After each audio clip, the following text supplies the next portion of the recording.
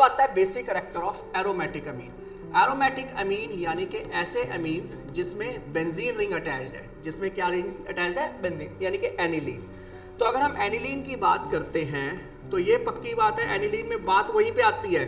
अगर हमारे पास electron releasing group है तो para will be more acidic basic as compare to ortho.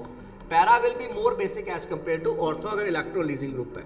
Electron withdrawing group है तो meta will be more basic as compare to para अगर electron withdrawing group है। इसमें भी ऑर्थो इफेक्ट होता है, लेकिन ऑर्थो इफेक्ट के कारण बेसिक कैरेक्टर डिक्रीज करता है। ऑर्थो इफेक्ट के कारण क्या करता है, बेसिक कैरेक्टर क्या कर रहा है, डिक्रीज। बेसिक कैरेक्टर क्या करता है, डिक्रीज। ऑर्थो इफेक्ट के कारण बेसिक कैरेक्टर क्या कर जाता है, डिक्रीज। कार्बोक्सिलिक एसिड में इंक्रीज करता है और इसके कारण डिक्रीज कर जाता है। क्लियर है सभी को, ठीक है, फाइन। तो अब in this case what happens कि हमारे पास अगर जो भी ग्रुप होगा उसमें सबसे कम बेसिक, लीस्ट बेसिक क्या आ जाएगा, ऑर्थो सब्स्टिट्यूएंट। ऑर्थो सब्स्टिट्यूएंट सबसे कम बेसिक हो जाएगा। बाकी जो ट्रेंड है वो इसी के अकॉर्डिंग आप प्रोसीड करेंगे जो मैंने बताया, लेकिन सबसे जो लीस्ट बेसिक होगा that will be ortho least हो जाएगा।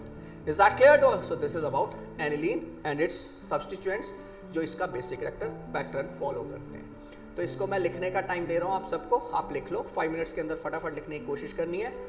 और ये चैप्टर खत्म हो गया है, चैप्टर अमीन्स खत्म है, एनिलीन भी खत्म है, सारा कवर कर दिया मैंने।